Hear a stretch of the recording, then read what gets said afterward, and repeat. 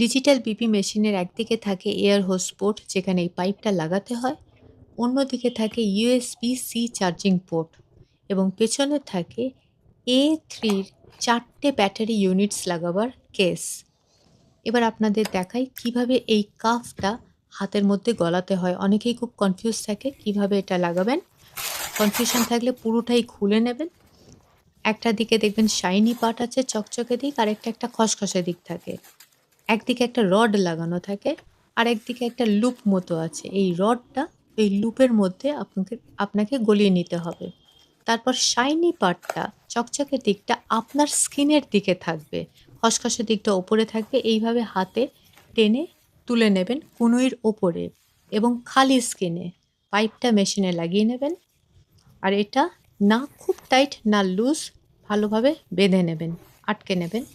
তারপর একদম শান্ত হয়ে মেশিন চালু করে দেবেন। আমি ড্রেসের ওপর দিয়ে পরছি, কিন্তু আপনাকে কিন্তু খালি স্কিনেই এটা লাগাতে হবে। মেশিন চালু করার পর একদম স্থির থাকবেন আর রেজাল্ট আসার ওয়েট করবেন। এটা খেয়াল রাখবেন যে বিপি নেওয়ার আগে চা, কফি, অ্যালকোহল এই ধরনের জিনিস যেন না খাওয়া থাকে। কিছুক্ষণের মধ্যেই আপনার রেজাল্ট এসে যাবে। খুবই ইজি। ঘরে বিপি মেনটেন করার জন্য তো এটা খুবই বেস্ট। এই দেখুন আমার রেজাল্ট এসে গেছে। এভাবেই ইজিলি আপনারাও আপনাদের রেজাল্ট দেখে নিতে পারবেন। তবে খুব সিরিয়াস কেসে অবশ্যই ডক্টরের সাহায্য নেবেন। Thank you.